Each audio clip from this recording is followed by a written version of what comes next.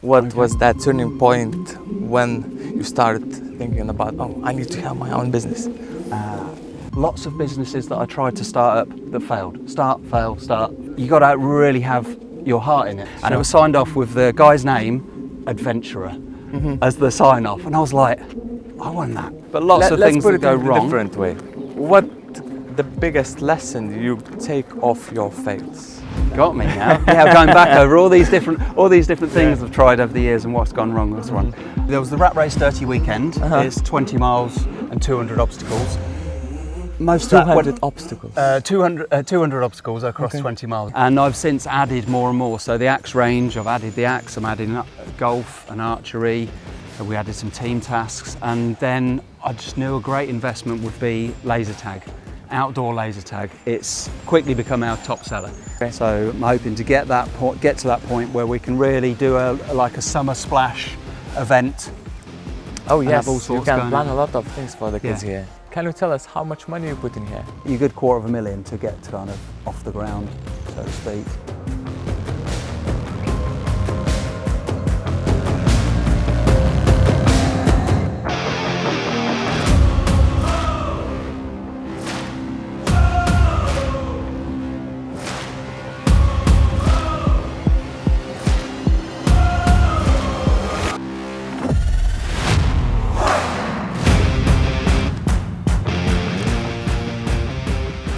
Ladies and gentlemen, this is the first episode of Business Therapy Hub.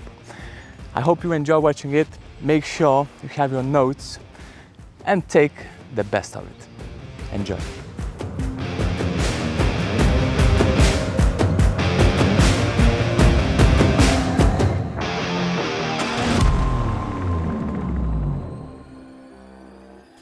Motivation talks, you did quite a few as well? Yeah, it's odd. It's all these things have kind of stemmed from I guess a bit of a sliding doors moment. Okay. Back in, I think about 2012, I had one of those I was at a design job for a shopping channel as a web designer. Shopping channel. And on the way to that job, that 9 to 5, I had a car accident just on a foggy morning where traffic drew to a halt, and we'd all stopped, and I just looked in my rearview mirror and realised there was a big Land Rover Defender with bull bars that hadn't realised traffic had stopped and just was skidding about 5 car lengths towards the back of me.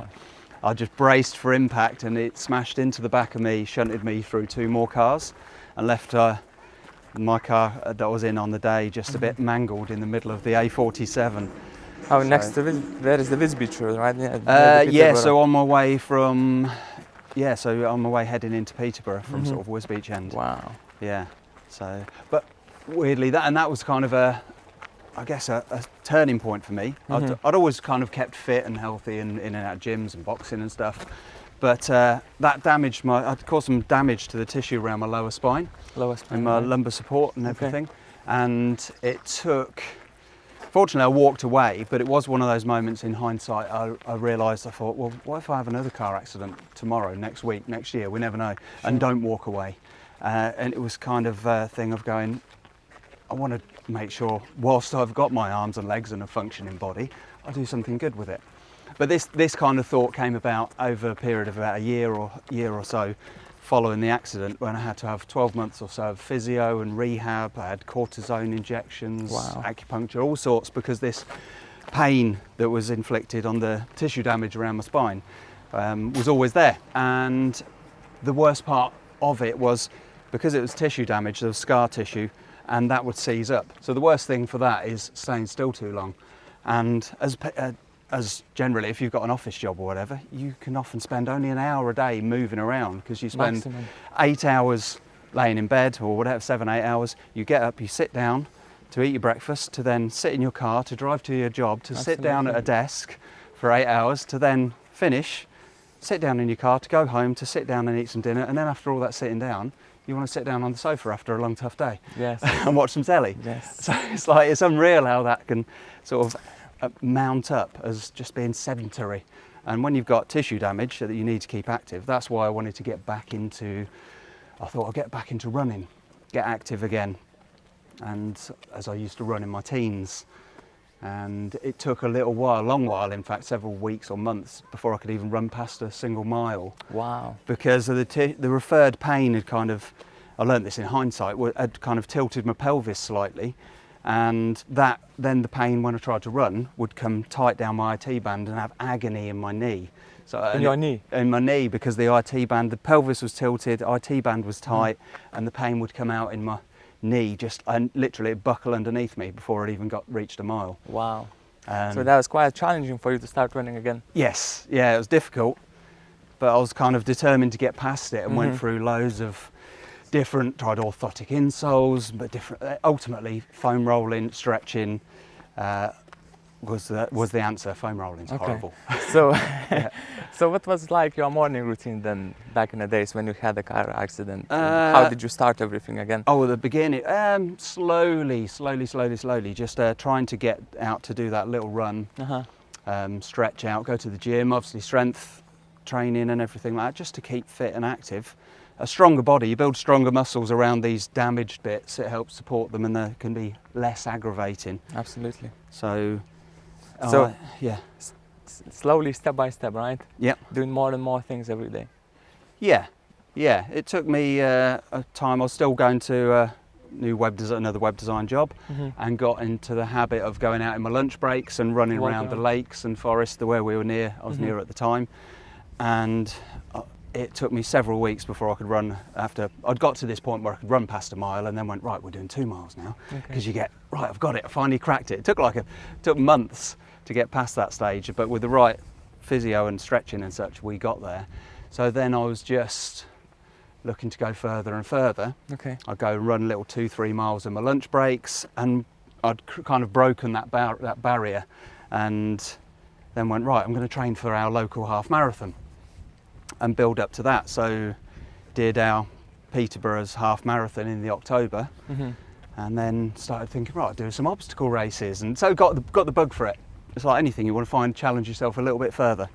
Yes, because every single thing what you achieve in your life, it brings you more confidence, right? Yes, yeah. So I got to the point of just running on a regular basis, did a half marathon, did some... On a regular basis, right? Yeah, so weekly, try to go out, make it... You have to do things consistently to make progress. Even if it's only a couple of times a week, like gym or running or whatever, you'll see the progress from that. And yeah, it becomes a bit addictive when you start making little wins every week. Yes. And yeah, so we just went round. I'd go running, I'd go back in the gym, and you just feel, yes, I'm going again. After that, over a year of just pain, and the pain is still there in my back now. We're 13 years later. Every day I wake up with pain in exactly the same space. What about when the weather is changing? Is it the pain is growing up a little bit? Or a little bit. Sometimes you can notice, like anything, any injury in the winter, in the cold and the damp. Old wounds tend to come back to haunt you. I've got a few broken bones over the years that I'll get reminders of when it's cold. Yeah. But yeah, so you just kind of keep on going and just sort of go past despite that. If anything, it's kind of one of those things where you can either take an injury or a setback and adversity and use it as an excuse to go, oh, I've been injured, that means I can't do that anymore, or actually take it as a reason to say, okay, I'm going to train or work harder to get past that, and use it as a reason to make progress. Possibly 80% of the human beings using this as an excuse. Yeah, I believe so. Oh, yeah. But what would be the one really good advice for those who have an injury and saying to themselves, like, I can't do that because of this and that? Yeah, I'd say just rather than focus on thinking about what you can't do and then writing off, focus on what you can do and work on that and make progress. And you might have to pivot and go in a slightly different direction. If you I went through a stage, for instance, one point when I was running, I got injured, foolishly, different story, but falling out of a palm tree in India dressed as Iron Man. Very different story. If you're going to have an injury, have a cool story to go with it. So I fell out of that palm tree, broke my foot. What have you been doing in the palm tree? That was I've taken part in a dumbbell rally. It's a brilliant event, and it had been run for like a decade now or so. And everyone gets a £400 budget to buy an old banger of a car. Okay. And then in convoy, 36 cars Nice. went out and drove 2,000 kilometres around India. Nice. So we're all fancy dress. Me and my brother and brother-in-law were, he was Superman, Thor, and I was Iron Man, in this little old ambassador taxi, old Nice. Indian taxi. Nice. And we're driving 2,000 kilometres up and round India, having a brilliant time. All right, Aaron, so tell us a little story about yourself, about the journey of your entrepreneurship. What was that turning point when you started thinking about, oh, I need to have my own business? Okay, well, I think I've always had there's always been some sideline. I've always had the 9 to 5, Okay. and then 1 or 2 little projects going, this is going to make me this, and I'm going to do this, trying different bits. And so I've always had something, whether I was a freelance designer on the side of a normal design job, 9 to 5, or got into, for a number of years, still doing it, into property and rentals, and then property development and holiday lets. So I went down that avenue. So I always had something pushing on the side to see what might work. And also had lots of businesses that I tried to start up that failed. Start, fail, put some money and time into it, doesn't work. Okay. But learn something from that and go on to something else. And I think ultimately, in hindsight, looking at the things I tried and worked or didn't work, it was, you got to really have your heart in it, I think, to really push through those difficult times with any kind of startup business. So would you say that is something correlated with passion inside yourself? Oh, 100%, yes. Yeah, so where we are now with Forest Facility, this was kind of born out of a series of events, sort of personal events that kind of led, I never knew where they'd go, but after the car accident, then getting into running and running further and further, I started following different influencers as such. And I remember seeing, I had an email through from someone I was following, and it was one of the newsletters that you sign up for, and you get through from somebody who's doing amazing things around the world. Sure. And it was signed off with the guy's name, Adventurer, as the sign off. And I was like, I want that. I want to be able to legitimately say Adventurer. Okay. That's me. I'm like, I don't know how. At this time I was still going through physio and acupuncture on my back and just starting to run 2 or 3 miles. And yeah, just had this seed planted going, there's a version of me one day that I can legitimately say Adventurer. Okay. And I didn't know how I was going, but I just kept saying yes to pushing myself down different different challenges. So, okay, challenges. Challenges, yes. What was challenging the most for you after the car accident you have? What was the most challenging for you to start moving again? Okay, so obviously it was difficult to those initial few miles, but once I got past that, I kind of learnt to accept the pain that was there, or I'd wake up with every morning and go, right, that's part of me now. Okay. I get up and do my best and then move on despite that. And those miles kept racking up, and so every time I run a half marathon, I'm like, what now? I did an obstacle course, I thought I'd try this. And then there's a company called Rat Race Adventures who do great things, events around the country, and now around the world. But at the time I tried one of theirs, and it was Man versus Mountain, about 2000. Man versus Mountain. Man versus Mountain. It was a 20-mile race up and over Snowdon and down the other side, with a few obstacles down there, jumping into a pool and stuff like that. And I gave that a go, and by this time I'd been running quite consistently, and I weren't winning any medals like trophies or anything like that, but I was okay. And I did this Man versus Mountain and up and over 20 miles, and I think I finished like 40th or something like that out of about 700, and I was like, oh, I'm quite good at 700. Something like that, wow. Yeah. And I was like, oh, I'm quite good at this actually. Okay. I might give it another go. So you get that bug. Again, it's that, what can I do now? And did a few rat race events. So they do one here at Burley Estate. They did for over a decade. It was officially the world's biggest obstacle course. Wow. 20 miles, 200 obstacles. It was an amazing event that attracted people from all over the world in the UK. So would you say that the challenges you have in life brings you to where you are now? Oh, 100%. Yeah, it was just that step up and up and up. And every time you go up to a new level, you're like, oh, what else can I do at this level? Okay. You push yourself a little bit further, a little bit further. I've got to sort of running a half marathon. I've done this 20 miles over a mountain, and then thought, well, I'm chasing this next thing, this next thing.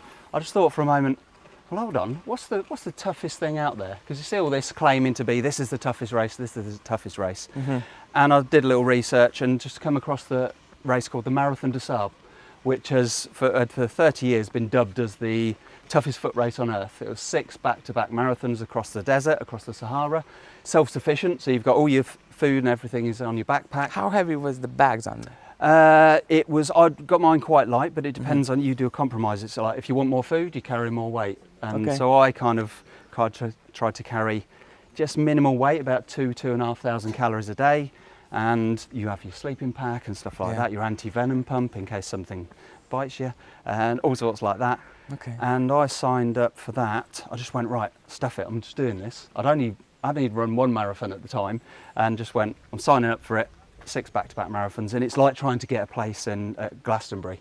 So the registration opened, I quickly entered my details, got in. There was like 1,300 places from people all across the world, and within 2 minutes they'd pretty much all sold out. And I managed to, it went, congratulations, you've got a place. And I was like, yes, I've got a place. Another challenge. And then I went, oh shit, I've got a place. I was like, oh no, now I've got to become this. I had 10 months, I got this place, and then I had 10 months to go from this mediocre half marathon runner to be able to run 6 back-to-back marathons across the Sahara.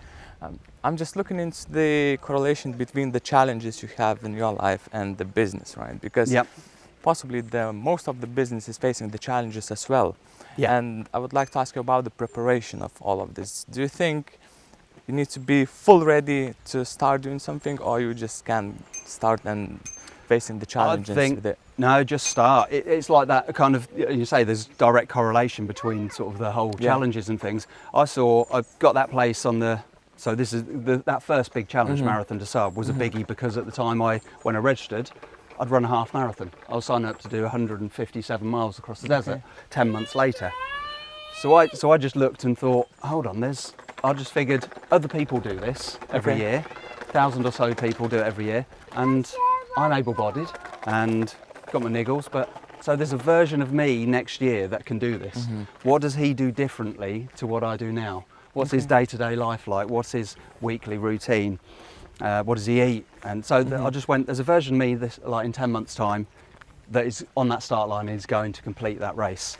And just reverse engineered effectively. And you can carry on that same thing with obviously having a crazy idea about I'm going to launch a massive adventure centre, going, I don't know how to run an adventure centre, but there's a version of me a year or so down the line and this is happening.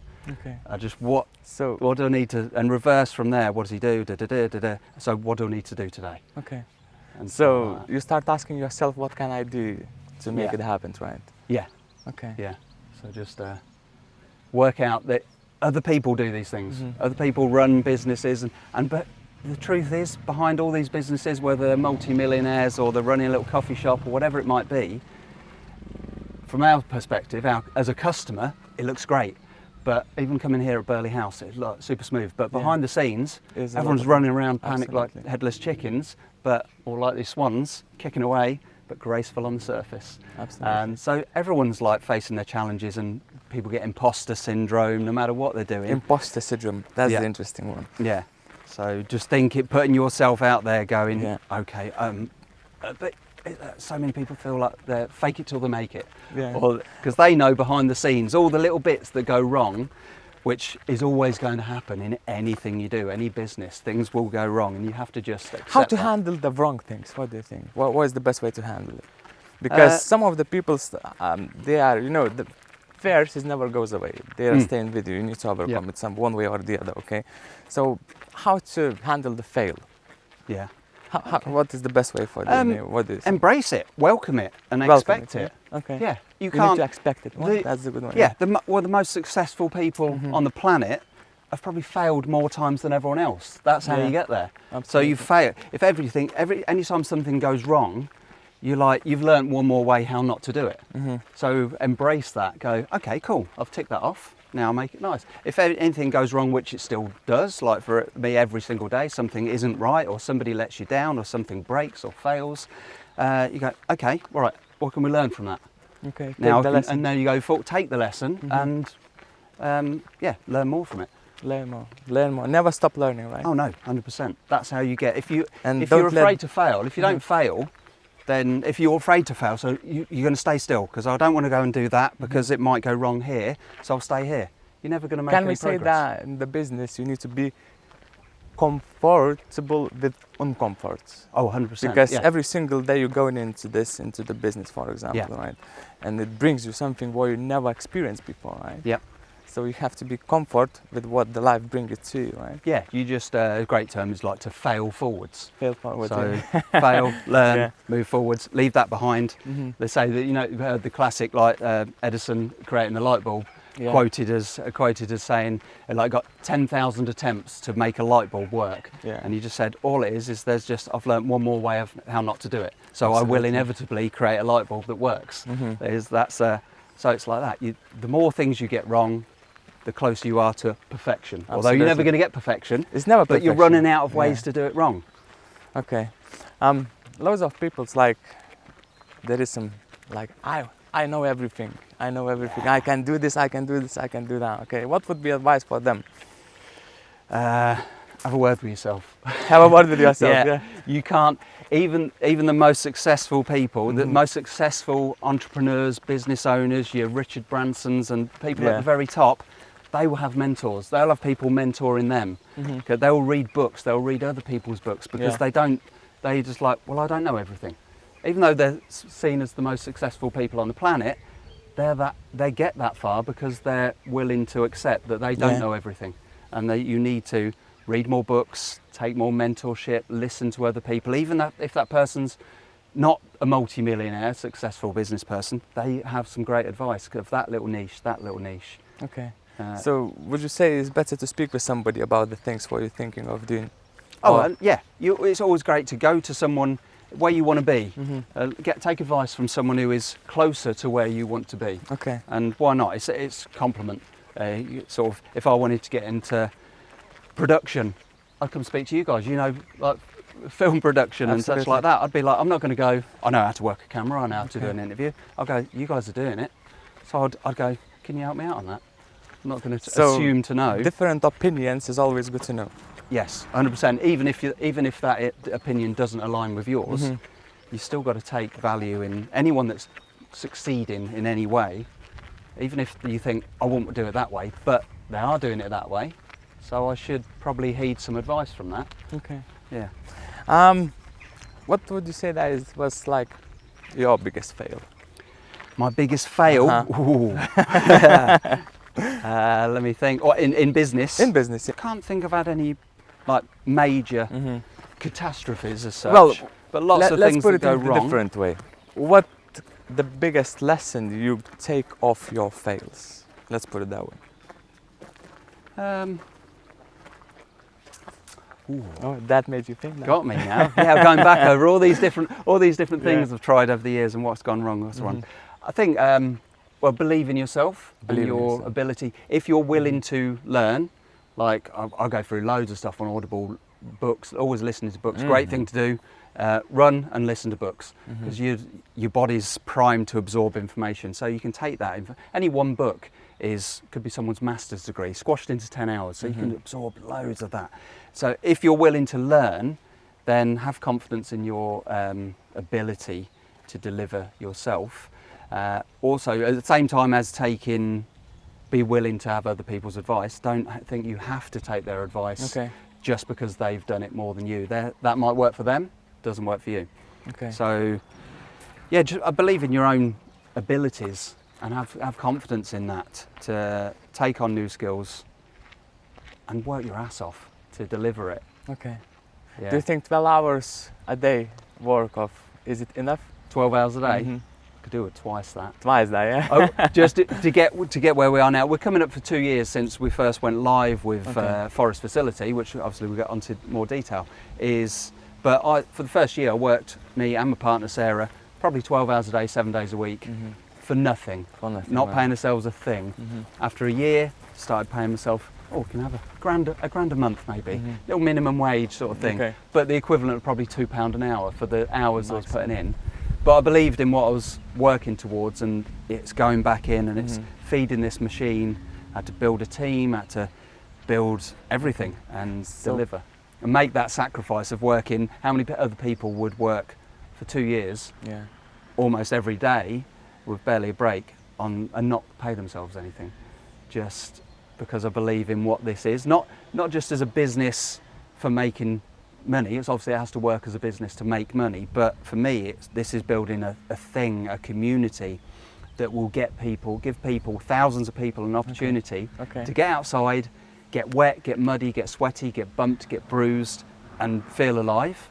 And what it delivers, that for me has been driving me going, I'm making this sacrifice, every penny's going back in to grow this thing, because I know what it can be. Similar to going back to that mediocre runner of me going, I'm going to run 6 marathons across the desert in 10 months time, and I'll just keep slogging away until I'm falling apart, running 80 miles a week and stuff like that.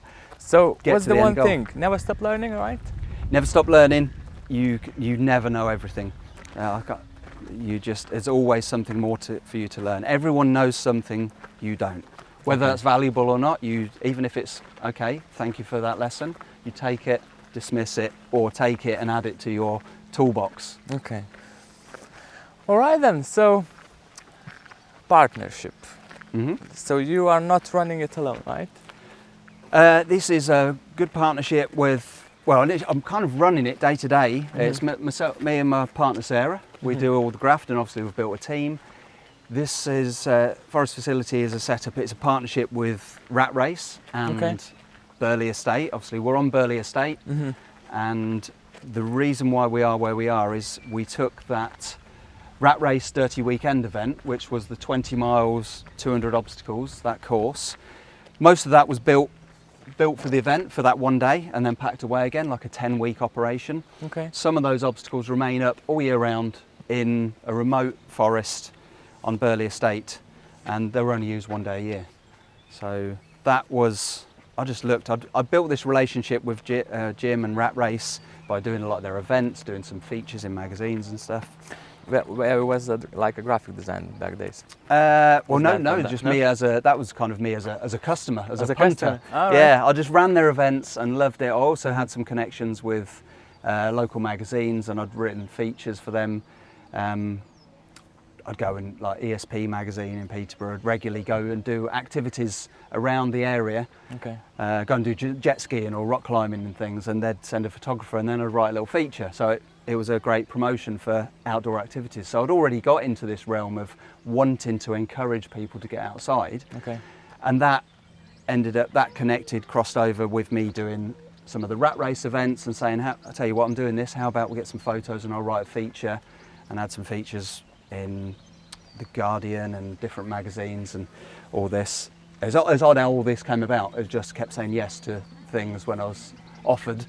And it's all kind of married and merged up to this channel that we're on now, this path. So, yeah. Thank you for your experience sharing with us. And now we can go and see what you have built over there, right? We'll go and have a look in the forest, see what's happening. Let's go. Nice one. Okay, Darren, so this is your forest, right? Yes. It looks amazing though. It's a nice place. There's worse places to be, isn't there? Yeah, it is really nice around here. And as you say, everything is real, everything is reused, right?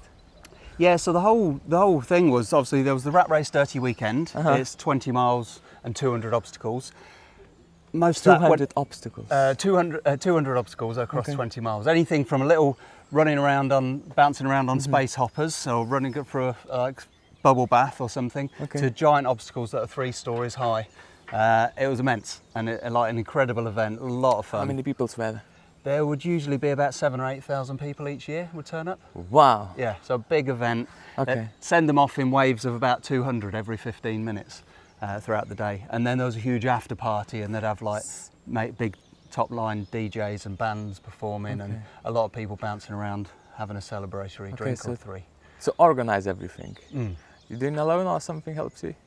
On this, so where we are on now, this event. On that event, that was all Rat Race. Rat Race. Rat Race have been going for 20 years now. Like incredible, like led by Jim Mee, it was his brainchild many years ago, and has created lots of other events. This was the event they were most known for because it was so big, but they also do events across the UK running 70 miles across like Hadrian's Wall, running and biking across Scotland, different parts of the UK, and now they've spread out to do things across the world. And I ended up doing a few things as a test pilot when Jim first started coming up with these harebrained ideas, saying, right, there's this giant frozen lake in Outer Mongolia. It's never been crossed on foot. Shall we go and see if we can do it? It's 100 miles long and temperature's down to -50. I was like, sign me up, let's go. It was just the thing I was looking for after I'd finished the Marathon des Sables in the desert, running in 50 degrees heat, to go in somewhere to go 100 degrees colder, and went to try and cross this lake, and which then we did and went through, and I was kind of lead runner on that challenge, and that went on to get forged into an event. And then went and did various few other things with Jim and his team, crossing desert in Namibia, a coast-to-coast crossing of Panama through the jungles, some amazing things. And it built obviously a great relationship with Jim and the team, and put me in a good position to kind of pitch this idea to say, these obstacles that run through some of those 200 obstacles were here in this forest up all year long, but only used one day a year. Yeah. And I thought, well, there's 364 more days, we could surely do something with that. And at the time, I was still sat there at my desk, my old web design job, looking for that thing, and just put this idea forward and went, if we could make that work, I'd do that. No idea how to run any adventure centre or anything like that, but knew the passion and what goes behind it and what it delivers, these challenges, what people get from it. And I just thought that would be an amazing thing to do for everyone. So can you say that it was a random thing for you to do? Kind of, yeah. I took a long lunch break, came and met Jim, and we had a little wander around looking at the obstacles and coming up with some ideas. Jim then went to the drawing board, came up with some concepts, and including this 40-foot tower we stood on, and various ways to do it. And it took a while before Burley, we're on Burley's land, took a while before they gave us the thumbs up. Plus we also had a little global pandemic in the middle where everything shut down. Unfortunately. And then coming out of 22, or they finally kind of give us the thumbs up, and Jim said, we've got the go, do you still want to do this? And I was like, hell yeah. So if I don't, someone else will. And so let's do it. So big construction took place. Rat Race funded the sort of primary infrastructure, things like this tower, the track that we just drove in on, this whole forest. This was all forest, but it was old wood, so Burley levelled this area and then put 2,000 new saplings in, which, as you can see, we've got a 2-year-old baby forest on its way, and we kind of fitted in between. Let's go and see some obstacles. Yeah, I'll go and show you a few things. So for example, building the tower like this, you go to construction company, for example, and you're bringing the plan to them. This is what I want. Yeah, work with that. Obviously, Jim did a lot of the work with working with the construction team. These build stuff like across the country. And this is what they do. We said this is the space. This is the kind of thing we want to have. We've got similar height stuff in the trees, swinging about in there, and they put it together. So the big guns came in initially. 200 ton of hardcore to make that track drive in, which obviously still a nice bumpy track, as you've noticed when you drive in. That's why you have a trucks there. Yes. So that's going to be a constant project, just redoing that track again and again. The tower, the containers that are our base camp, and the telegraph poles, they're all leftover bits. They were normally the other end of the forest where the Rat Race event was packed away for 10, 11 months of the year. And then we kind of brought those over, so they've been repurposed, painted up. And so then we've got this nice little base camp. Nice. So we're just walking past the end of the obstacle course through the tunnels. And by the time they get here, they've done almost 4 kilometres and nearly 60 obstacles, so they're a bit pooped. So even this, the axe range, it was just, I could build an axe range out of leftover. We had lots of spare wood, so I thought I'd repurpose them. Go get some slices of trees, because there's a few of those around here. And create a very rugged axe range out here, which I constantly have to replace these targets because people keep throwing axes at them, believe it or not. Axes? So this is our axe throwing. We'll add knife throwing and stuff like that as well. So, but can you throw into the middle yourself? Yeah, yeah. Maybe we'll get the axes out in a bit. Yeah, we will try. See if we can have a play. And then again, this was a lovely corner, something I added. So after initially, Jim and Rat Race got the bare infrastructure ready, and then effectively went, there you go, Darren, here's the keys, crack on, mate. See what you can do with that. Okay. And I've since added more and more. So the axe range, I've added the axe, I'm adding golf and archery, and we added some team tasks. And then I just knew a great investment would be laser tag, outdoor laser tag. It's quickly become our top seller. Yeah, so this is where people come in. And this was just unkept forest floor. So I just cleared some pathways, got some obstacles and things to hide behind. And here we have 30 people at a time running around with laser guns and just shooting each other. It's noisy, it's screaming, it's shouting, it's laughing, sweaty. And it's just great. People love it because it's so real and rugged, not too pristine, not too neatly kept. They're in the real forest. And the great thing with laser tag is you can have 5-year-olds and 60-year-olds and everything in between, all shooting each other. We put smoke grenades in, optional pain for the adults, great for stag parties where we upgrade some of the guns, stick some little pads on you, you get an electric shock every time you shot. So people are going around. Seriously? Yeah. Oh wow. It's wicked. Okay. Just not for them. I think it's the laser guns. It's much more better than the airsoft and the other options. Yeah, because there's no pain, I mean, we are ultimately, so Burley's primary sort of caveat of us being here is respect the wood. Yeah. It's historic woodland. It's a beautiful, stunning wood here, and we respect that. So obviously paintball is messy. It is painful. messy, absolutely messy. Airsoft is more painful, plus you've got the thing of getting all the gear on. Laser tag, it's just lasers. Just so you can have kids, you can have families. I've had a 10th birthday versus a stag party. Okay. And they loved it with the 10-year-olds when I told them when I rigged up the stag, I went, oh, when I put these on him, he now gets an electric shock when you shoot him. And they were like, yes. And he was going, what? Yeah. And so he's going around going, ah, ah, ah. It's brilliant. It's so cool. Okay. So this is your bestseller, right? Oh, it's just awesome. Sort of mindless fun. And so much fun. Will we see somebody playing that today? I don't think we've got any in today, actually. But yeah, I think tomorrow's a busy day. It's up and down when we're, certainly over half-term holidays, it's hard to gauge where we've not necessarily pushed a half-term event. We've just gone, come in. But the good thing is we never run out of jobs here. So when it's quiet, we go, okay, that's good, because we can get on with this maintenance job and this job and another truckload of wood chip to spread out and things like that.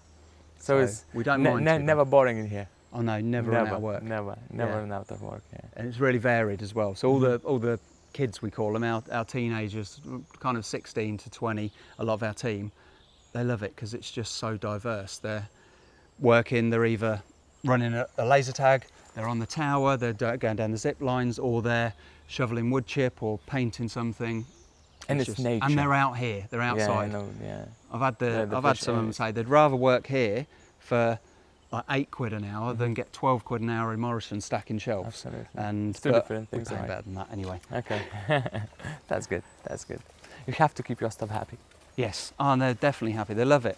Some of them, we've had some of them even say, we had one of them just say, it seems criminal to get paid for coming in here.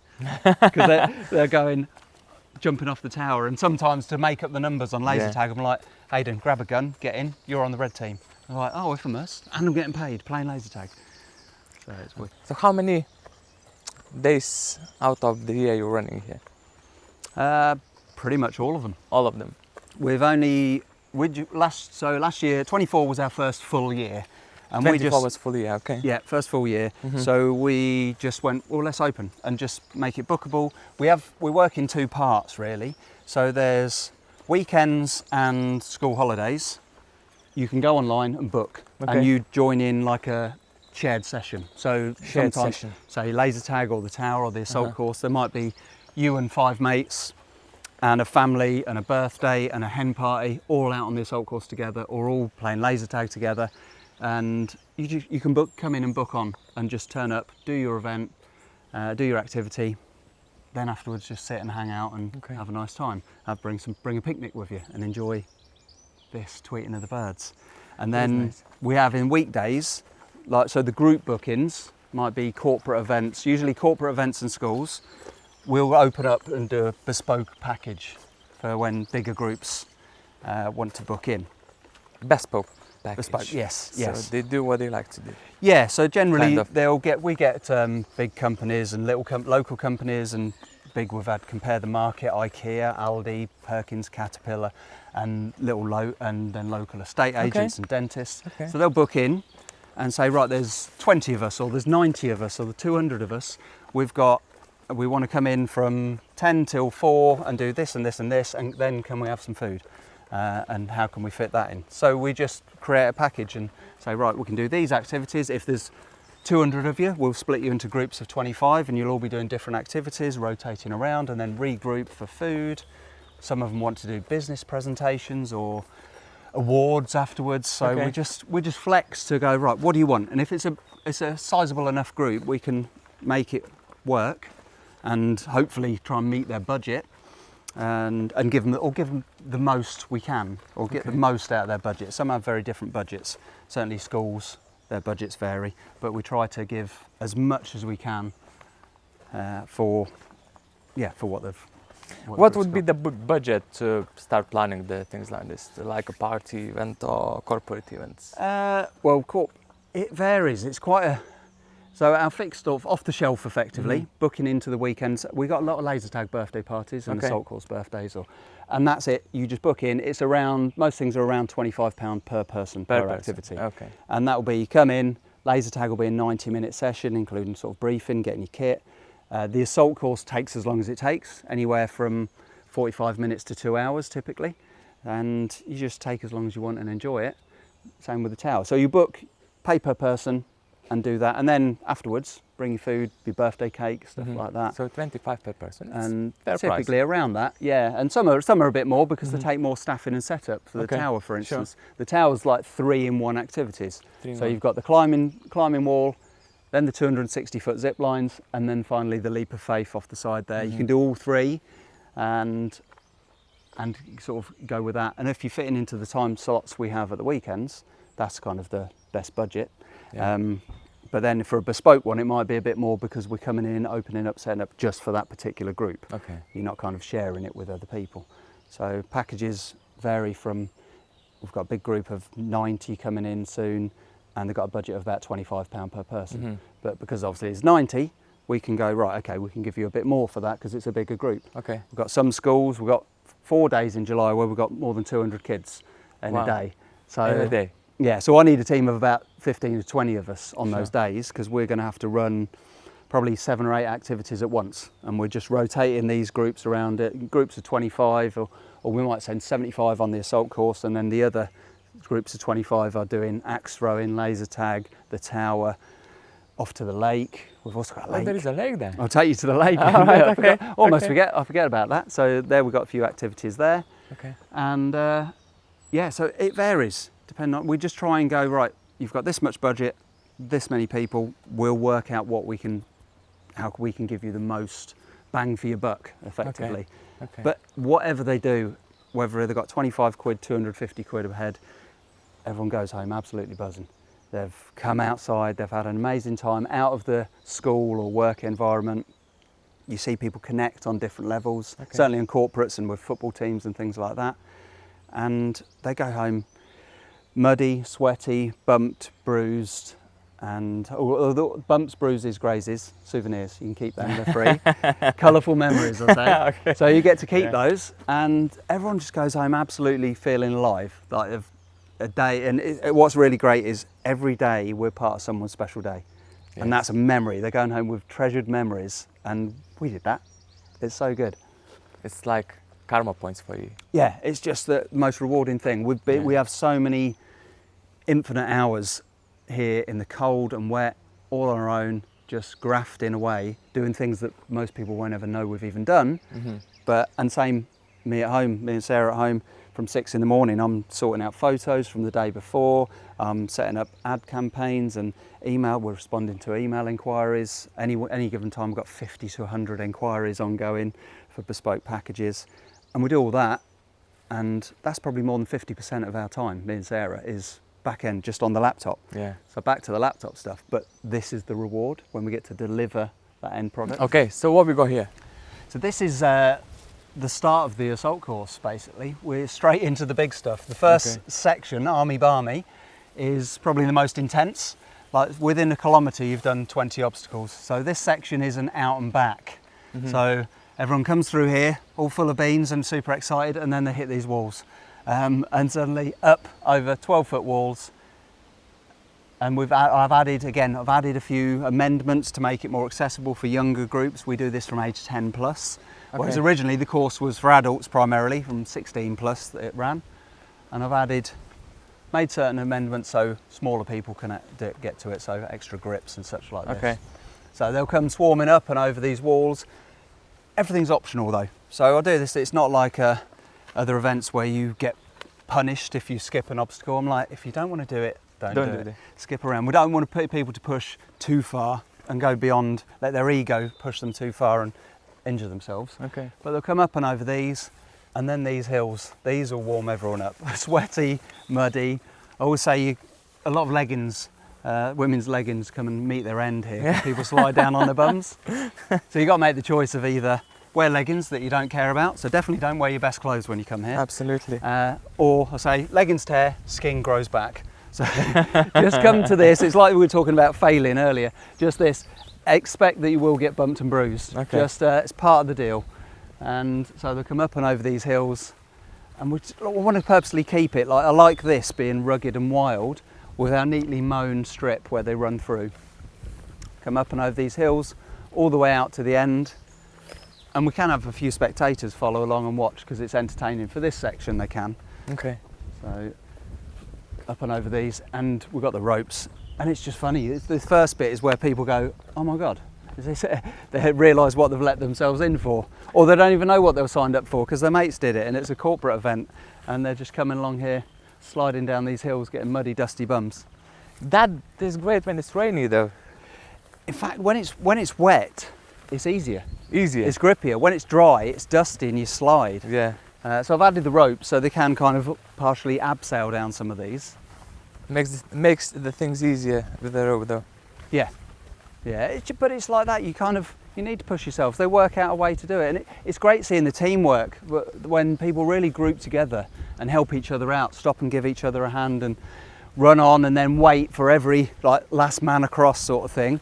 And it's really nice to see the camaraderie that comes within the groups. For me, it's just really nice that it's in the middle of the fields. It's great. It's got some nice wheat growing here. And the farmers know this is our space, we all work together. It's just great. We also have like a change in scenery as the years go past, as you can imagine. The trees in the winter, the crops change, and sometimes it's barren, sometimes it's different crops at the side. The leaves go autumnal, so with the photos and such when we get of people going past, it's great to see the variation as it just goes barren and bare to autumnal to then new stuff coming up and full leafy trees. So here they'll come over these, up and over, balancing, simple things. It's great. We come round with them as well.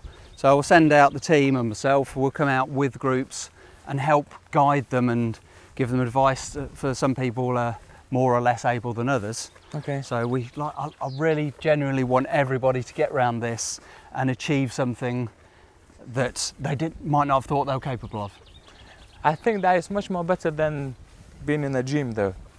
We have people want to get. I keep getting asked about memberships because people are saying they'll come here every weekend instead of going to the gym. It's a full body workout. It is. It'll take you an hour to an hour and a half typically to get around the course. Some people take longer, have a brilliant time. It's awesome. You don't need to smell that sweaty. You don't need to wait for someone to get off the machine that you want. You haven't got people setting up tripods, filming themselves doing that. It's not between the walls, you know what I mean? It's just outside, wholesome, and you work muscles you didn't even realise you had because nothing gets missed on this.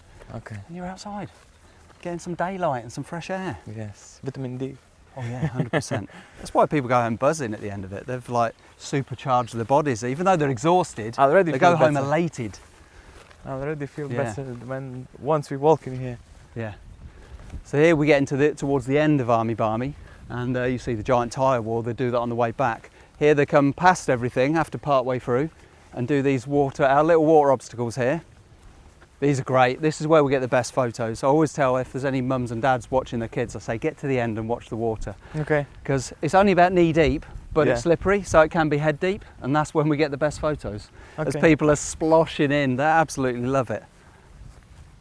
And then it's kind of, it's that moment where people just let their inhibitions go. Once they're wet and dirty, they just stop caring. And they're just like, you see that switch happen when they're initially a bit apprehensive and then they're just getting completely stuck in.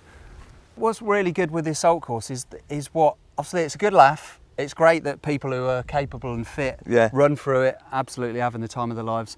What I really love are the people that are out of their comfort zone and they're not confident about their fitness or abilities, or can I climb this, or they're scared of heights. They get more from it than anyone else. Absolutely. Because they get the growth and the confidence going, and they look back afterwards. It might have taken them 2 hours, but afterwards they're like, I bloody did that. Yeah. And you see the growth happen, their faces achievement. light up, and they walk out taller going, look what I just did. Really pleased with themselves. Yeah. That's what I love, what this place can deliver. It's so cool. How many customers is coming back again and again? It's hard to trace. We had last year, what a great thing is, I think every school that came to, like school booking that came in 24 have rebooked for 25 Okay. and more. Rebooked? Yeah, and rebooked with more kids, and Okay. some of them with multiple year groups. So what's great is it means what we're delivering is right. The fact that all the schools have rebooked. Same, lots of corporate events, they've done their annual thing last year, they've rebooked again. So, and just a lot of families and such, they just keep coming back for different occasions.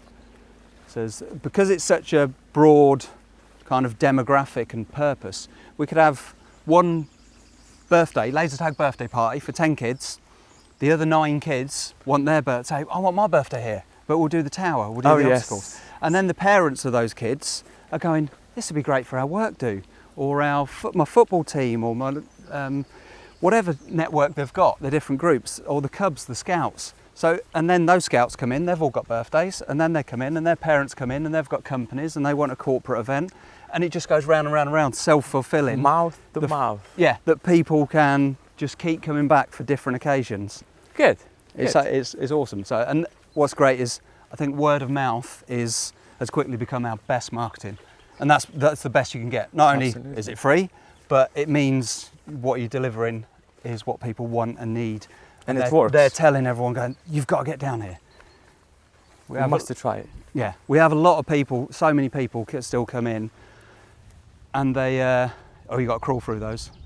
Usually, during the Rat Race Dirty Weekend event, these will be full to the top. Full to the Yeah, top. when you first come through in the morning, so you'd have Wow. to go on your back. So I normally just put a couple of inches of water in the bottom, so it's stodgy and Okay. you've got to crawl through. It's been dry and hot and dry, so people are lucky at the minute, they get through with it being dry. Yeah, this is a big old beast. Again, options. You can go up and over the middle height, which is still 10 foot, or the 17 foot, or go through the tyres, or walk around it. I'm not fussed. Okay. Do what you're comfortable with, just carefully and slowly.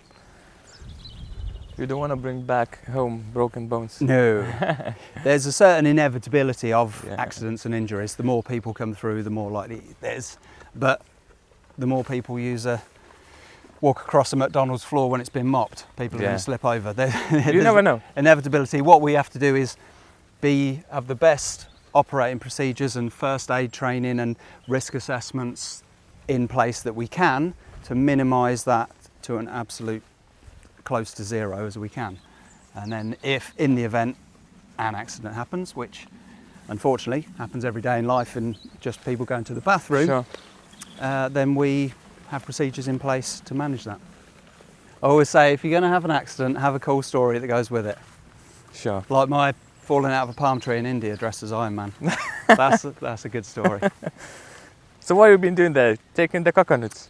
No, it was like the end of the 2,000 kilometre journey, and we had a big after party, everyone in their fancy dress outfits, and there was a palm tree on the beach where the bar was, and it was kind of like one of those cartoon ones that curves up, Okay. like a ramp. So everyone in there, quite drunk and stupor, went, oh, how high can you run up this? Who can get the highest?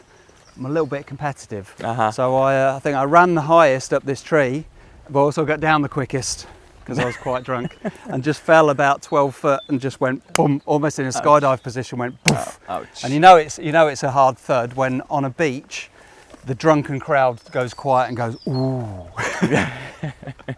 And I'd sprained my wrist, my ankle, and had a small fracture in my foot.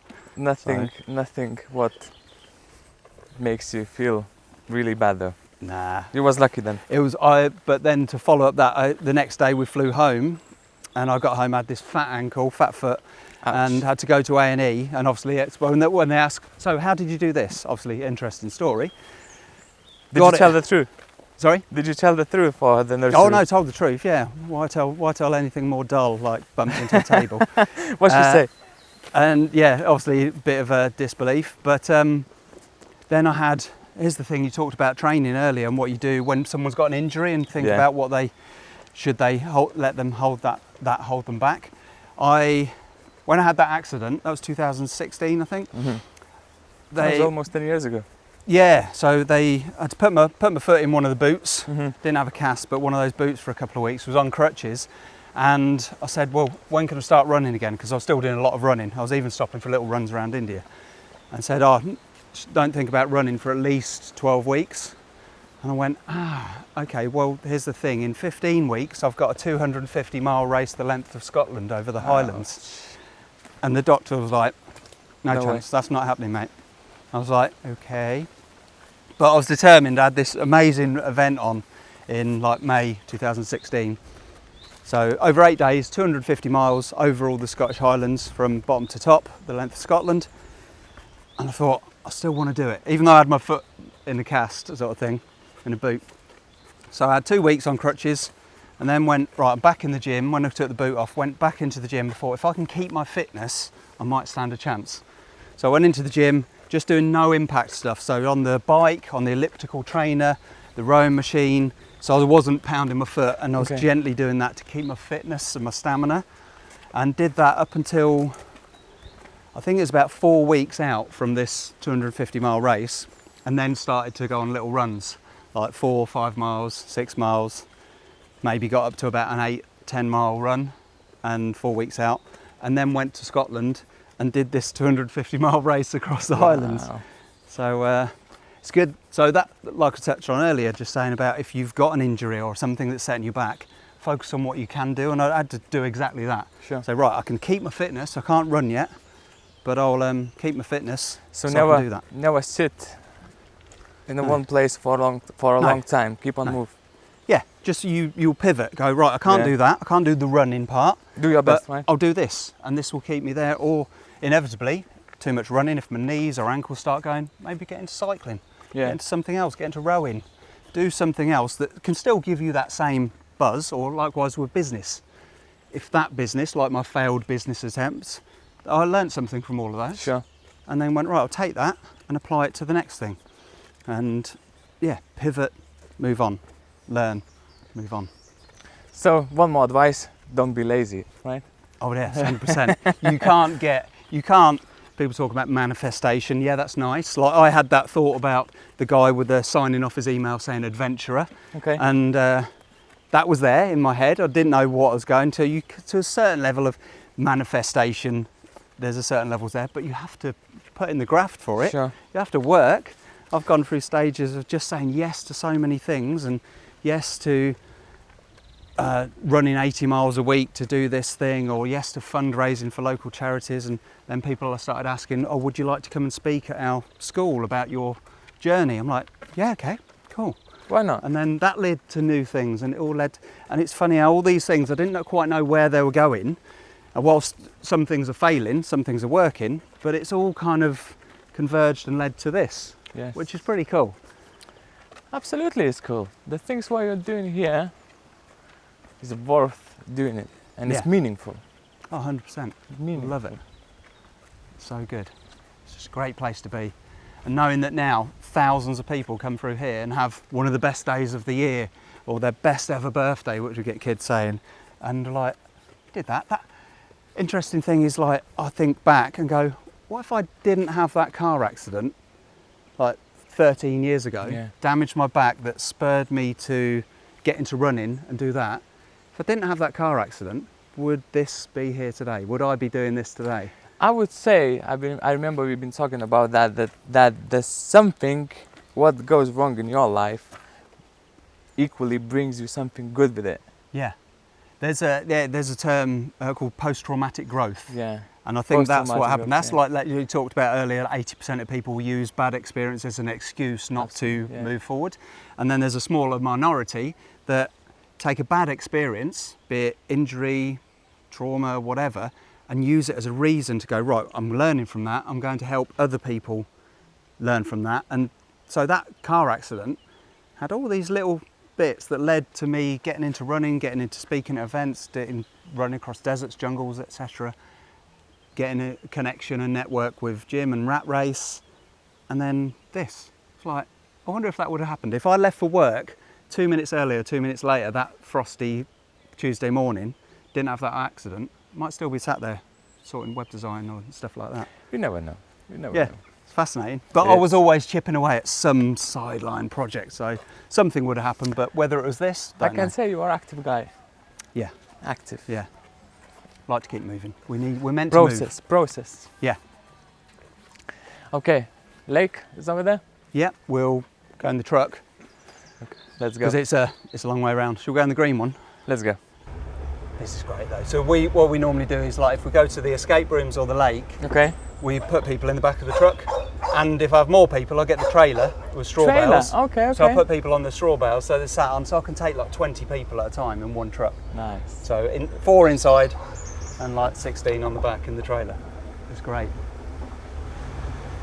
It is a great experience for everyone who's coming from the middle of the town. Oh yeah, we have so many people. When we do this, we have a lot of people just say they're off to do raft building or the underground escape rooms or something. Okay. But they're just going, oh, can we just do this all day instead? Yeah. Just sit in the back of the truck. We're like, so you see the wooden structure there? Yeah. That's the walk the plank. So you've got 2 levels you climb up, and it's 4 and 8 metres just jumping into like a man-made pool. Okay. Again, this was part of the Rat Race Dirty Weekend event. So you'd have like 7,000 people jumping off there in a day. Wow, 7,000 people. Yeah.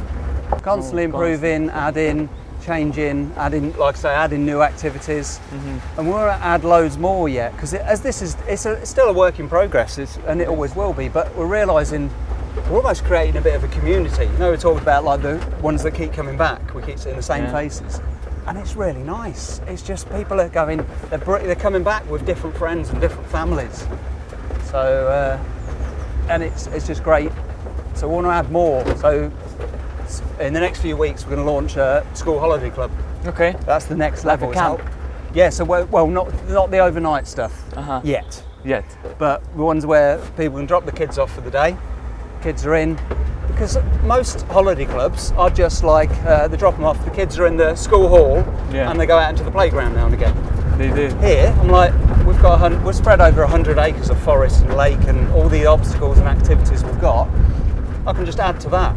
So we'll add. Active. Oh yeah, but we'll also add like the typical stuff of like arts and crafts and drawing and nature trails and den building.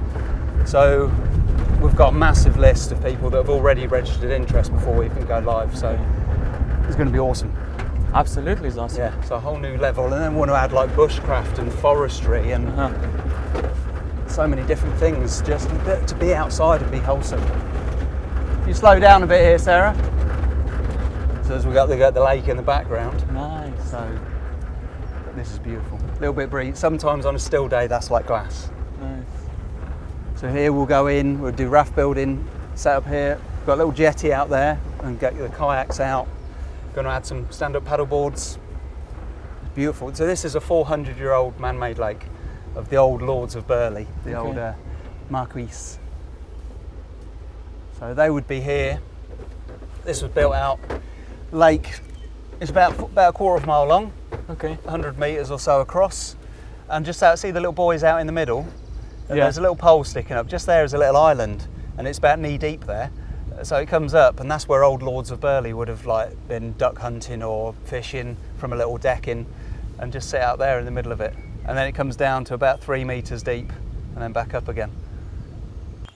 When the event used to take place, the Dirty Weekend event, they'd come out here and you'd kind of be maybe 12 miles in or something, and then come out and cross this lake to like 2-3 times. Wow. Either wading through it, you come out to this bit, there'd be floating obstacles like monkey bars, and you'd have to swim, climb out, climb over something, jump So in, it's a swim. massive event, massive. Yeah.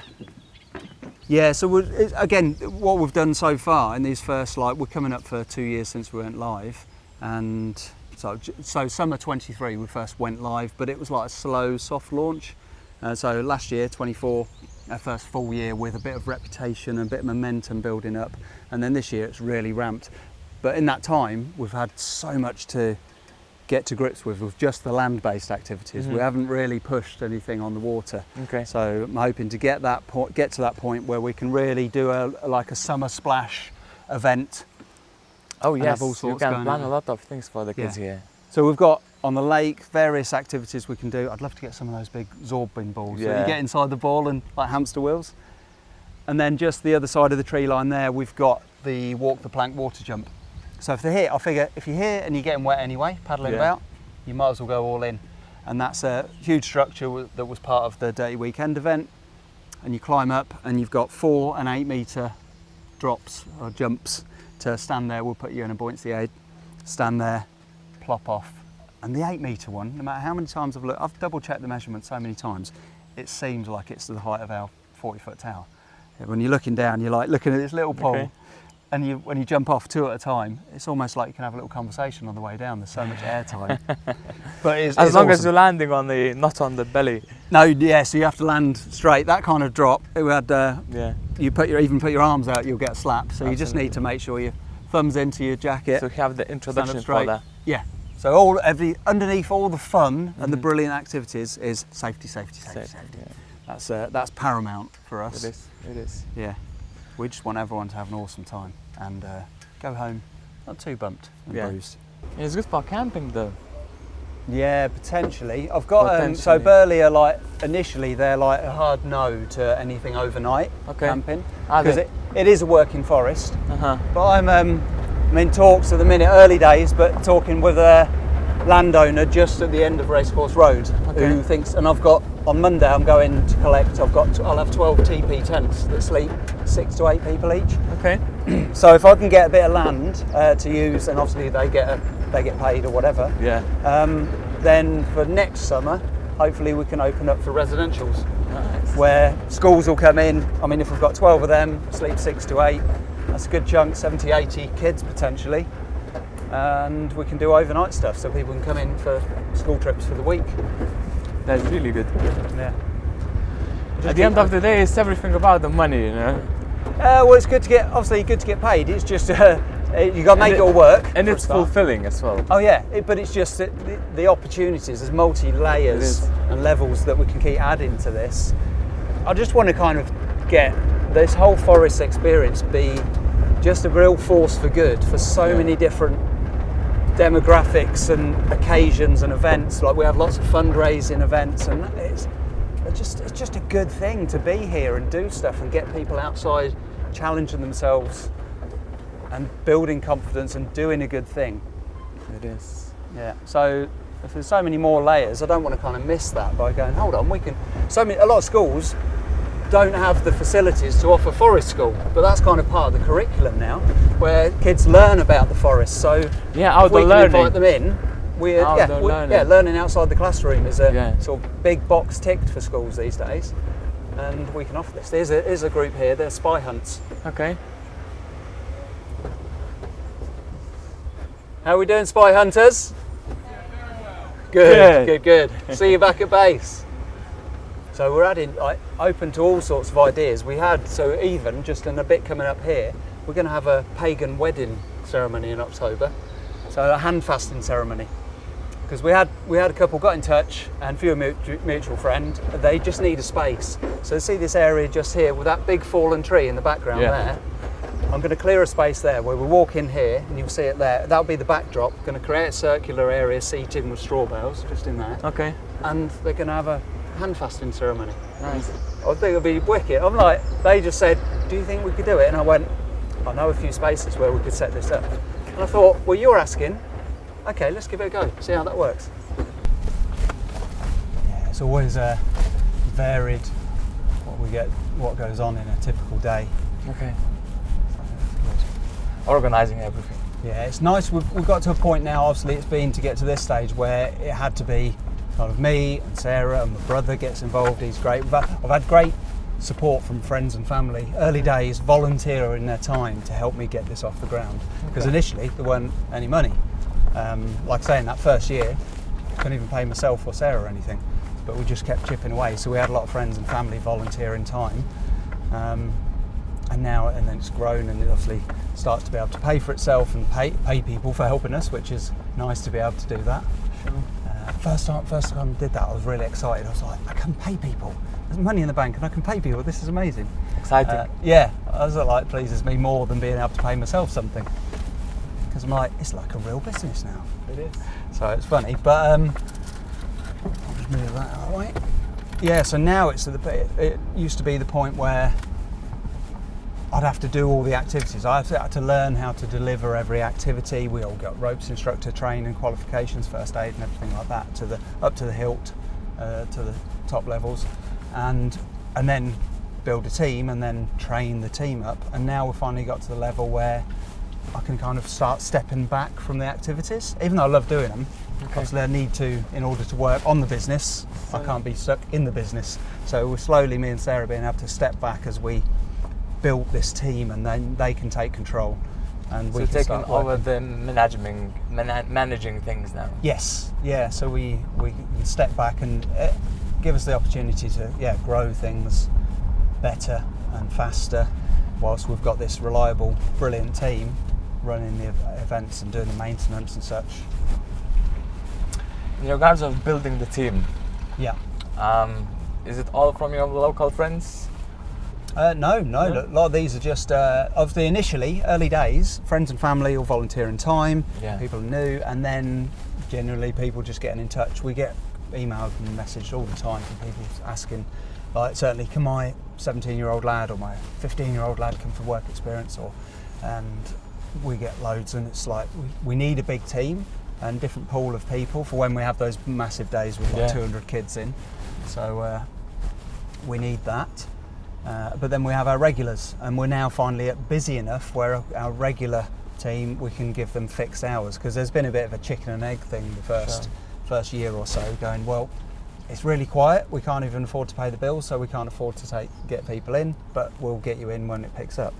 And because people just love coming in here whenever they can, they were like quitting their pot washing, burger flipping jobs and stuff like that, just so they could be available to get more hours here when we had them. And now we're at that point where we can give regular hours, which gives them more experience, and it's self-fulfilling. And now we've got a team that can kind of take the reins, and they're getting fluent and confident with everything that we've trained them up on. It's good. So is it like a full-time job now? Well, for us it's been full-time, even though people won't see it. Like the being here sometimes we might only be here a couple of days a week. Right, Mark? Sometimes in the winter we might only be here one day a week, but myself and Sarah, we're at home. I'm working on projects, booking systems, website, web updates, email inquiries. All the back end stuff is constant, and Sarah's revising and revisiting the risk assessments. We've got to renew insurance, we've got to manage every bit that people don't see. That's a full-time job in itself. Hey, you're right. You're right. Yeah. So here we're coming down to the far end of the forest, down to Ewok Village, which you can see is worth the drive. So this is the back end of the assault course. Okay. We only actually count this as one obstacle, although technically it's about 15 all merged into one. Nice. It's an absolute beast. We'll get out here and have a little, let me show you the enormity of this thing. And bear in mind, that looks like difficult construction, yeah? Oh yeah, it's a big old project, and a constant maintenance project, just this thing alone. Okay. Constantly replacing and updating. We need to stay ahead of the curve before things start. Sure. Before things start to wear, we replace them before that happens. Better be on the safe side. Yeah. So this is Ewok Village. Ewok Village. It's an absolute monster. It is, looks and like. Usually everyone's highlight of the assault course. Whenever you ask them what's your favourite part, they're like, the massive one at the other end, Ewok Village. So you can see they'll initially come up here through, you get 3 passes, because you come through, up and over the walls, up to the top there, and look, it just keeps on going. Wow. Yeah. It's a hell of a piece of work, isn't it? It is. It is. So then through the middle, across all the netting and the planks, all the way to the end, through those tunnels, and then at the end they drop down the big tractor tyres. By that point, they might have been on there 5 minutes to get that far, or more. But then they're not done. Then they come off the tractor tyres at the end, come round to the left, up through the belly, through these tunnels, and then down there, and then they're still not done. Then they go across and up and over the top. So you got the end of on all the the way top. up to the top, Wow. up on that netting at the top, Okay. and then down the other side, and then they've done that. This can sometimes take 15 minutes just alone for some people. And then when they come off, they're still not done. It's awesome though, look at it, what a piece of work. Wow. Did you plan it? No, so this was a kind of a real piece of work from Rat Race when they did the Dirty Weekend event. Okay. And anyone, during that main event, like I say, there was 7,000 people who do that, 7,000 or 8,000 people. So all day long, there's probably 100 to 150 people scurrying over this at any one time all day. So it's a big old piece of kit. Obviously that had to be built, maintained and set up to work for that one day, and then it's left and then revisited a year later. Okay. I have to keep on top of it all year round and just always have eyes on, safety check, anything that's starting to wear, so plan to replace bits. I've just replaced a whole section at the top and up and round. It's a good old It is a beast. It is monstrous, isn't it? And then when they come off that, they'll come off the other side here and onto what we call roller coaster, these high plank walks up here. Just nice. So here, up and over these 3. So they start off at smaller, middle, and then up to the biggest one.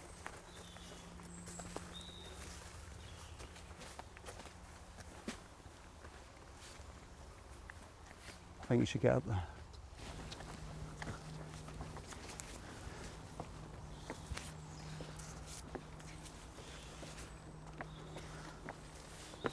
It is nice walking Yeah. on it's top great of the up here, isn't trees. Nice.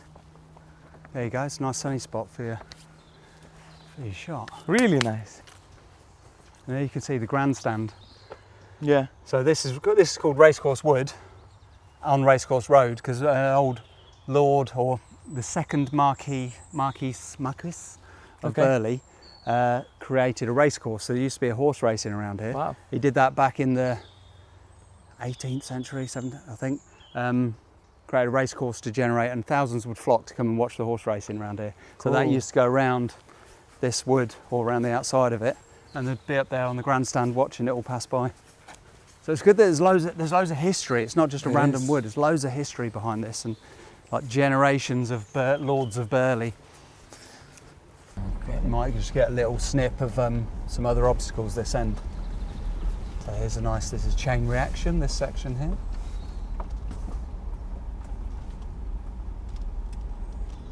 That's a good workout. You can't say floor is lava. You got to get on one end and get to the other end without touching the floor. Little drink stop from there. After they've done that first Army Barmy section, people are quite thirsty. I'm sure enough, yeah. We are in your forest, right? Can you tell us how much money you put in here? Roughly. Oh, so far? Mm-hmm. Okay, so there was obviously we've partnered up with Rat Race, who was already the established Dirty Weekend event. So the obstacles that were already in place, that's best part of like 100 grand plus already bedded in. Okay. And then another 100 grand thereabouts from Rat Race to set up the infrastructure, the track, the base camp, the tower, the structures behind us. So at least 200 grand before I even made a start. Okay. And crikey, what else has gone in there? I've probably put in another 50 grand maybe to kick off, and then just as the business has made money, it's gone back in to add more signage, more marketing, vehicles to get around. it's got to be upward of 300 grand has gone into this to get to where we are To now. get it started, or to where you are now? So probably to where we are now. I think it was 200 plus to get started in the first place, and it's just added. I mean, that's like kind of roughly off the top of my head, but yeah, you're a good $250,000 to get kind of off the ground, so to speak, and then. So it's quite a big investment into the Quite forest. a big chunk, yeah. And it keeps going back in as I reinvest in more activities. So the laser guns, that's best part of 25 grand for 30 laser guns, and the kit that I've got there.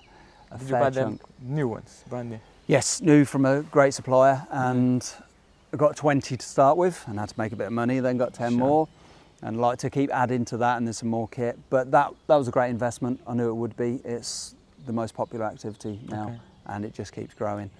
And yeah, so just keeps going in to further enrich what we've got, wherever I see an opportunity to make any part of it better, which is constant. Never-ending process. Never ending, yeah. Okay, let's touch the marketing. Okay. How difficult is to get the campaigns to market it? What tools you're using or something? There's a lot. I mean, what's been tricky certainly in these first couple of years has been I've been wearing most of the hats. Sort of there's myself and my partner Sarah, and we've had other people helping at times, and like my brother and others chipping in and helping with maintenance and run the events. But back end, the bits that nobody sees, so marketing, the website, the booking system, marketing across multiple channels, that has been me chipping away. I'll wake up at 5 in the morning. I'm like, right, let's process the photos from yesterday, let's send those out to customers and schedule some posts on Facebook, Instagram. And sometimes before most people have got out of bed and woken up, I've sat there for 2 hours doing my marketing for the day, and then I've got to get into the forest to come and do some maintenance or get ready for an event. So the marketing is non-stop. And obviously as the business was growing, it was a chicken and egg situation where I didn't have the money to pay someone else to do it, but needed the marketing to generate the money to pay someone to do it. So I've been doing it myself. And we're just about getting to the point where I'm going to hopefully start delegating bits out, which should in turn mean we grow quicker. Sure. Because I'll have someone. So you can invest your time somewhere else to. Yes. Focus on other areas of the business. Yeah. Okay. So did you use any advertising? Yeah, so I've tried different advertising. I'll do Facebook ads, kind of as a staple, because I've got a great reach on Facebook and across Instagram and such. Magazine advertising, I've tried a few different magazines. The one that I've stuck with as a regular is Term Times magazine. Goes out to all the schools, to about 180 schools, 46,000 copies, and it goes in kids' school bags when they go home at the end of every term. And I managed to bag the front page, a banner across the front page, the only one. I'm having that, and a little quarter page inside. And the great beauty of that is that it goes out to kids in primary school. It goes home, so it reaches the schools, the kids and the parents, which means the schools are aware of us. The kids come in for their birthdays, the parents drop the kids off and they come in and go, this would be great for our corporate team day and stuff like that. So it's kind of hitting many different demographics all in one, and we're on that front page. We're not somewhere in an eighth of a page amongst loads of other adverts. So that currently is the only one magazine advertising that I'm sticking with. And then the best advertising, I think, best value is the trucks. The trucks. Sign-written trucks, big rolling billboards, and you've seen just got a bright green one that's the reverse of the black and green, and you can't miss that. And it's cost some money, but that's going to pay for itself many times over.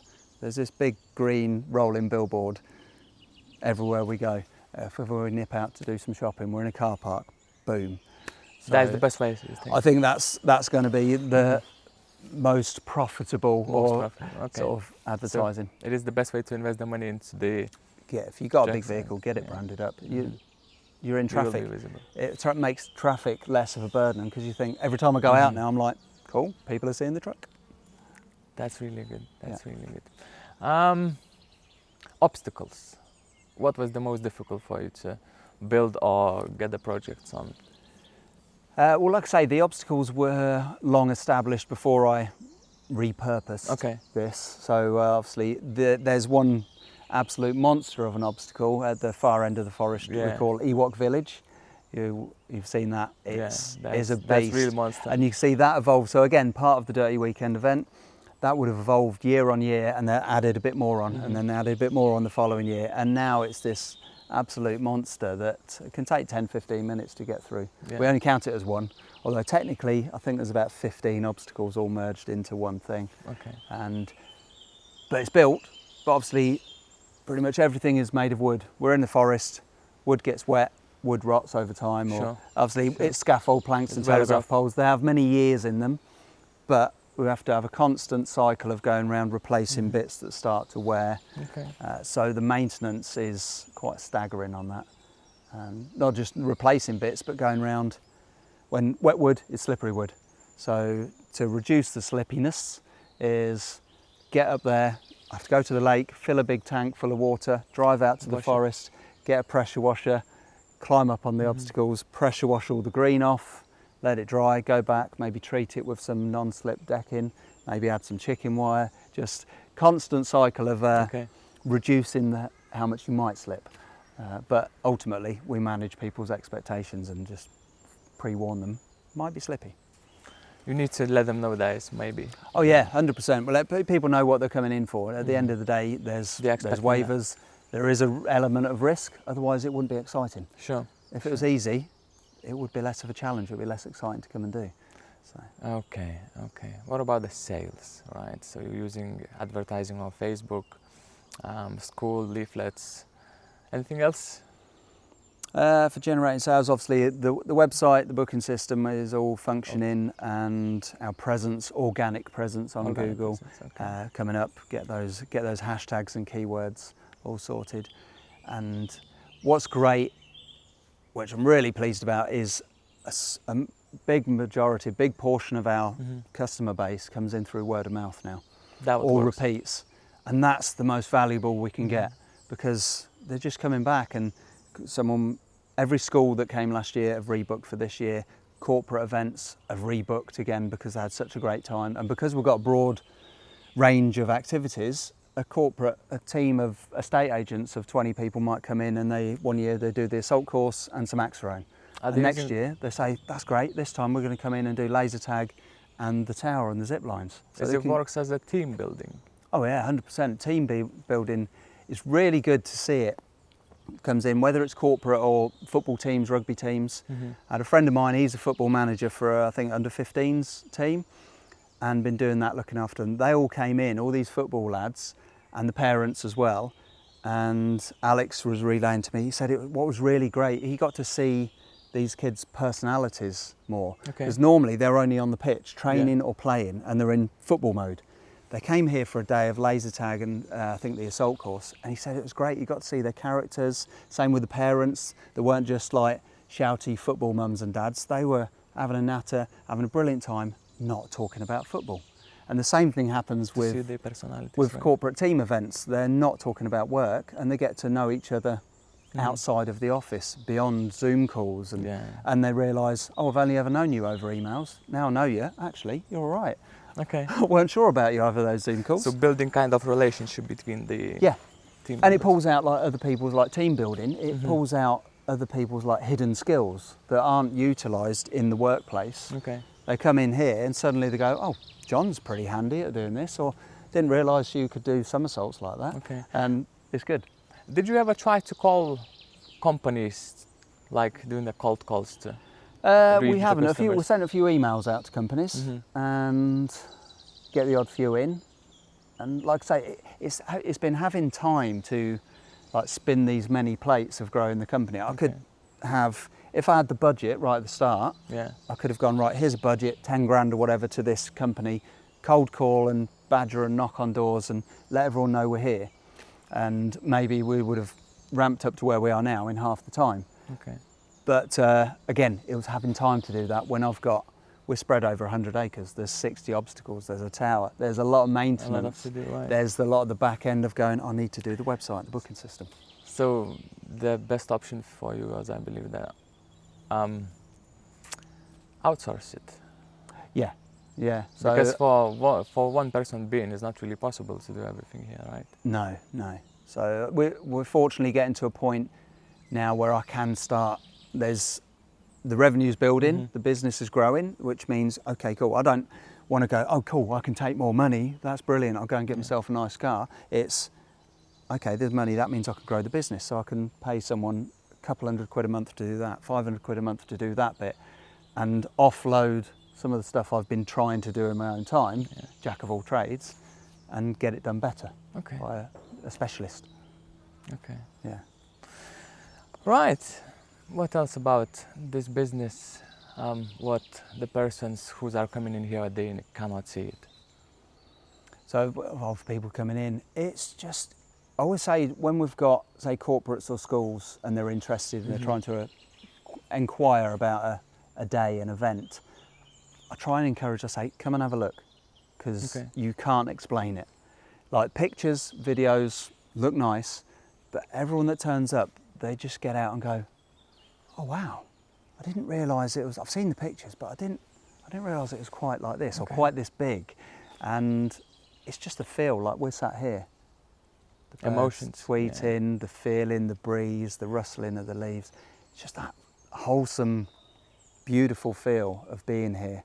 And you cannot replace it with the images. No, the images don't do it. You get here, you see everyone, the stress just disappears. Yeah. The kids just explode out of cars, start running riot, climbing on things, jumping, and just coming alive and becoming a bit feral, if anything. Yeah. And I love that. Cool. You can't get that from pictures. Your team, how big is the team? The team, it's a growing team. We have, obviously there's myself and at the core of it, myself and Sarah, and then Sarah's mum, she's retired, but she comes in and comes out. We love having Pat in the box. She's brilliant. She loves she's had corporate roles in the past and loves just being here, making tea, getting people's harnesses out. She loves it. So she's taking the customer service, right? Oh, she's brilliant, yeah. And then my brother, when he works for himself, but he comes in and he'll help with maintenance jobs. Sometimes he just drops in on his way home from a job and goes, I've built that for you. So it's awesome. And then we've got obviously our core team from say 17 to 20, the majority, and they come in weekends when we have the events, because the most of them are at college, doing A-levels or college, and they come in weekends and evenings we'll start doing as well. And they just love it here. They're just like, love coming in, it's a switch off. A lot of them love coming in because they're getting fit. Yeah. Their football's improving, they're losing weight, they're getting fitter and stronger, because you can't be here on a regular basis and not get fitter and stronger, because you're chasing people around the assault course, you're carrying things, you're carrying logs, moving wood chip and stuff like that. And they're just, even the parents of the kids that work here, we call them the kids even though some of them are like 20, the parents come in and just go, he loves it. He's always buzzing when he comes back from a day there. And it's so nice that this can deliver that even for the people that it's their job. Yeah. Okay, so how big? How big? I would say probably got a pool of 25 people. On so a for season. those big days, yeah, and we're still taking on more for this year because we'll be launching a holiday club in the summer, so we'll need even more. Yeah, easy 25 people. And we have quite a few that have full-time jobs. They just come in and help now and again for the bigger events, and they just love being here. What is the best way to reach them? For us to reach the right people. To get them. Well, initially people inquire. Obviously, a lot of them. There's quite a few that we knew at the start, and went, "Yep, get involved." They love it. Others, they come to us. We've not really put a shout. We get a lot of inquiries all the time asking a job about coming to work here, and we have a chat with them, size them up, and obviously it's not all play. We work hard. Everyone will work hard. They'll graft.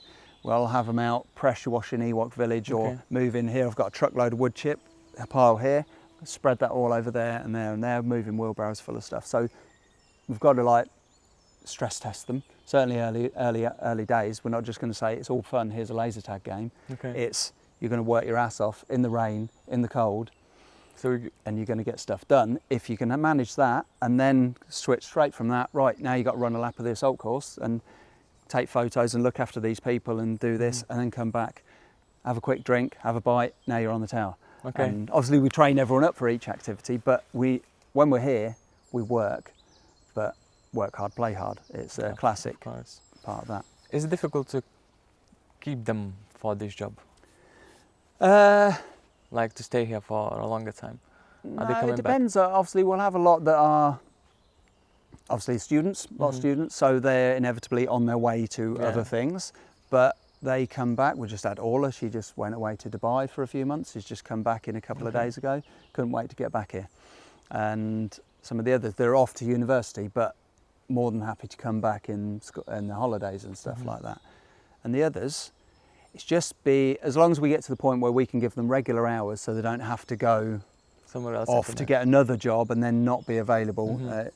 But we're fortunately at that point now where we can go, right, we need 4 or 5 of you every Saturday, every Sunday.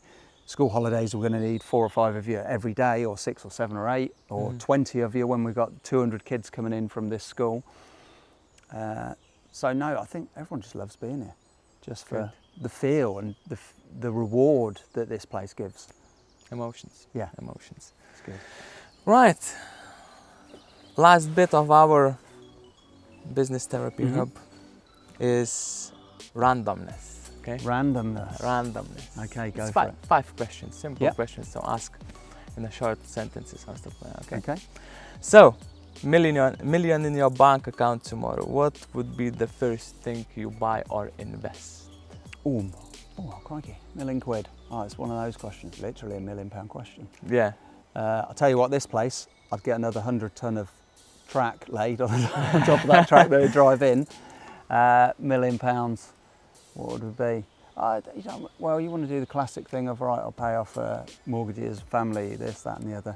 I'd love to do a big thank you treat, holiday, something for everyone that's played a part in supporting me and this madcap venture ideas. It'd be nice to be able to get to a point where I can, thank you. We're all going going here for the weekend or a week away or a big meal or whatever. Just give back to those that have helped along the way. Do you think the private life still exists? Private life? What, for people at home or? For people at home, yeah. Depends, you've got options. I guess you can have your private life. Obviously, if you want to be on social media, as most people are, then you are opening yourself up. But it also depends how much of that you want to share. So it's in your own control, really, because people only know what's going on if you share it. Okay. So I guess that's the choice. You can have a private life if you want one. Okay. Yeah. Morning routine. Morning routine. How is your morning looks like? Tomorrow morning, what are you going to do? Tomorrow morning, I'll wake up probably sometime between 5 and 6 o'clock. We're always awake before the 6 a.m. alarm goes off. We will get up, that's myself and Sarah, up, ginger tea, followed by coffee. It's like lemon and ginger, one of those. Coffee, maybe another coffee just to kick off the day, get raging. On occasions, it'll be first thing is sort the dog, feed the dog, walk the dog. Sarah will go out for a run. I'll go out we'll probably one or both of us go for a run, maybe go in the plunge pool, got a little plunge pool at the bottom of the garden. Okay. That routine comes and goes. And then it depends on what day. We try to avoid looking at the phone for as long as we can, but we know we've got to catch up on stuff. Sometimes when we've got a later start, off to the gym. Got to get to the gym 2-3 times a week. Okay. And that just sets you up. Gym, then back. And we're normally done all these things and we're back and it's only 8 o'clock. So gym, and then ready to go. When the dog's been walked, we'll pack up, load up the truck. Sarah's charged up all the laser guns, filled up the tanks of water, filled up the hot flasks, load up the truck, drive in, open up. All of yourself is in here, in forest? Oh yeah, 100%. That's from the moment we wake. Book recommendation. Book recommendations, oh, so many. Pick the one. Depends on which ones. Self-growth. Self-growth. Or the business one. There's quite a few. I'll probably think of another one. One that springs to mind instantly, I'll go with that because it came up. Really fascinating is to learn why we do what we do, why our brains, what's going on when you think this or you feel that. There's a lovely book called The Science of Fate. Science of Fate. I want to say Katie Klitschko. It kind of goes into what's happening in our brains at any age, like why a baby was suckled to the mother, why a teenager goes from being all lovey-dovey, loving their parents, and then suddenly overnight they're like, I hate you, and the science behind that, why 20% of grey matter is almost switching off for your brain to learn independence, and know why when you wake up, sometimes you feel like this or this or this. There's other books like this, but you kind of learn, it's good to know, why do I feel like that, and understand it, so then you can respond going, okay, that's just happening because of this. And so it helps you to understand. If you know what's going on in your brain and your body, the more books like that you can read, the more you can make sense of not just going, this or that, and losing yourself into emotions. Find out what's happening. We're like feeling creatures. We feel first and think second. Yeah. But if you can go, I feel like this, but hold on, that's because that, and because yesterday I didn't have enough sleep, or I ate that, and that, or I didn't exercise enough. Understanding the brain and body, books like that. Okay. What is the next big thing in Darren Griga's life? Next big thing. There's probably a couple of parts. There's the personal part and the business part, which are kind of one and the same, to be honest. Okay. There's get forest facility, full blast, managed by the team, so as perhaps myself and Jim may go off to venture on forest facility 2 and 3. Now with this steep learning curve has happened with this first one, other ones should be easier and we can pick the best bits. Okay. There's that. And for myself personally, obviously I've had a decade or so of running ultramarathons across deserts, jungles, mountains, etc. I'd like to, again, whilst I'm still young enough and fit enough, go to next level, try some like another world first solo crossing. You've heard of like the hardest geezer around the length of Africa, things like that. I think I'd like to still say, right, I've got a bit left in me to go for an epic world first crossing or world first challenge of something and get myself back to that zone again. Okay. So I wish you to achieve all of it. Yeah. And thanks for your time. It was a pleasure. Yeah. Thank you so much. Yes. Thanks for coming. Thank you. Yes. So thanks for coming to visit Forest Facility. It's been great to be quizzed on everything that's gone into this journey, how to get here. And yeah, really appreciate the opportunity to share and explore what it's like to set up and run a business and what leads to it. And hopefully this can inspire and motivate others to challenge themselves and not give up when they hit stumbling blocks and things go wrong. Just expect it, welcome the mistakes and the failings. That's an opportunity to learn.